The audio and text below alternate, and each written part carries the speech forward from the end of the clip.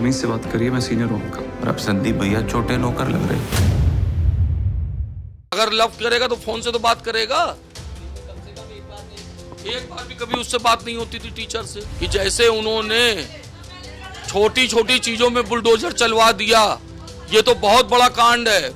निर्मम हत्या एक 16-17 साल के लड़के की गला घोट के की गई है।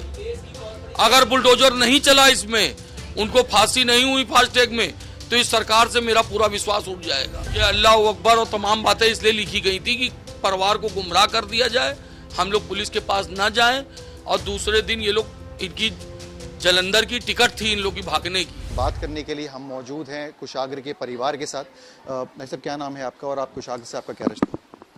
मेरा नाम सुमित कनौडिया है। मैं कुशाग्र का चाचा हूँ। मैं लखनऊ रहता हूँ। मेरे पास शाम को 8:30 बजे मेरे बड़े भैया का फ़ोन आया। वो सूरत रहते हैं कि कुशाग्र शाम को 4 बजे निकला, उसका मोबाइल बंद आ रहा, कोचिंग से लौटा नहीं है।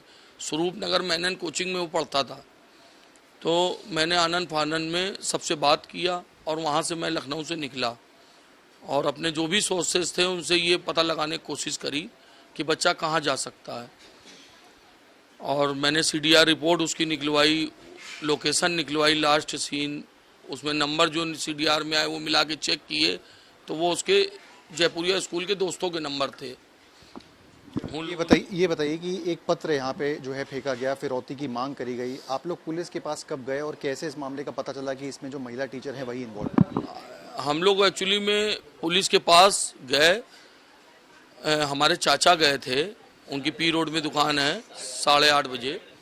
उसके बाद पुलिस हर थाना, ये जरीब चौकी वाले कह रहे थे कि मेरे यहाँ का मामला नहीं है, रायपुरवा का मामला है, वहाँ घर है। रायपुरवा थाना गए तो उन्होंने कहा हॉस्पिटल चेक करा लीजिए, और जगह चेक करा लिए, कहीं कोई एक्सीडेंट का मामला ना हो। तो चाचा ने सबको भेजा।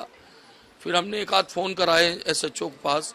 फिर उन्होंने उस पर तुरंत संज्ञान में उस बात को लेकर छानबीन चालू करी। उतनी देर में हम भी कानपुर आ गए, और कानपुर आने के बाद जब गार्ड से समझ में आया कि एक्टिवा का नंबर गार्ड ने जो चिट्ठी डाल गया था, उसकी एक्टिवा का नंबर गार्ड ने नोट कर लिया था। जब वो एक्टिवा देखी गई तो पता चला वो उसकी जो मैम पढ़ाने आती थी साल भर पहले, वो उसी एक्टिवा से अपने बॉयफ्रेंड उसको छोड़ने आता था, मैम को लेने आता था। जब छानबीन की गई, उनकी मैम से बात की गई, तो वो उल्टा फ़ोन करके बार बार पूछे कि क्या हो गया, मिला कि नहीं मिला। फिर उसके बाद हम लोग को शक बढ़ा तो हम लोग उसके मैम के घर गए, फिर उसके लड़के के घर गए।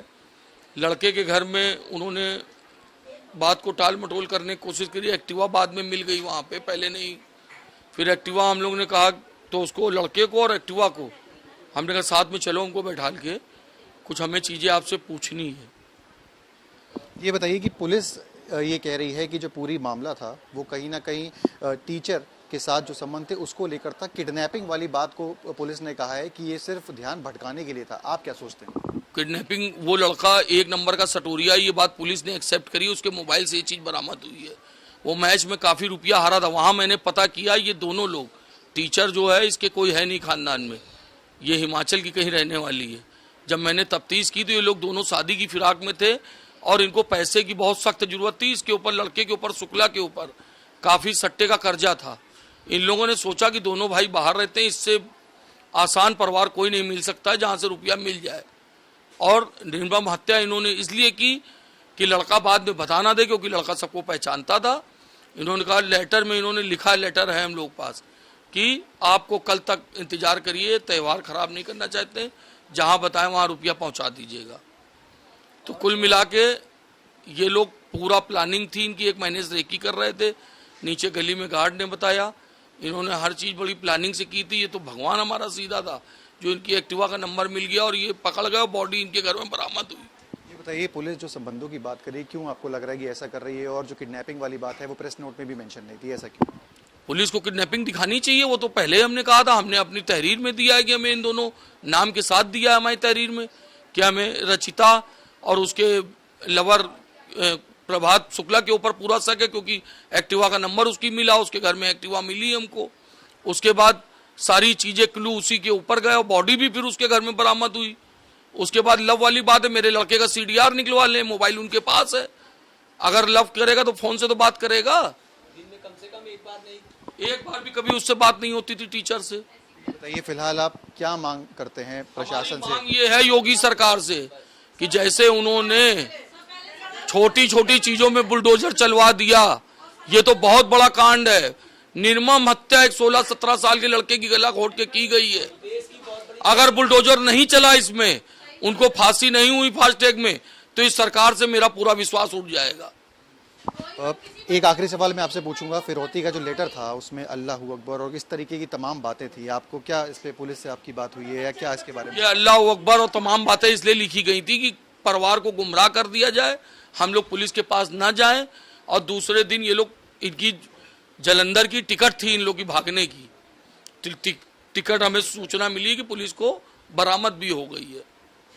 बहुत बहुत धन्यवाद हमसे बात करने के लिए। ये था 17 वर्षीय कुशागर का परिवार, जिनका कहना है कि जो संबंधों की बात आ रही है वो कहीं ना कहीं गलत है और जो पुलिस है उसको किडनैपिंग के एंगल पे ही अपनी जांच करनी चाहिए, और वो मांग करते हैं सरकार और प्रशासन से कि जो आरोपी हैं उनके घर पर बुलडोजर चलना चाहिए। उनके पिताजी जो होमगार्ड हैं, उनकी गिरफ्तारी की मांग भी है मेरी। जब घर में हत्या हुई है तो सस्पेंड करा के गिरफ्तार करना चाहिए, क्यों नहीं उनको गिरफ्तार अभी तक कर रहे हैं?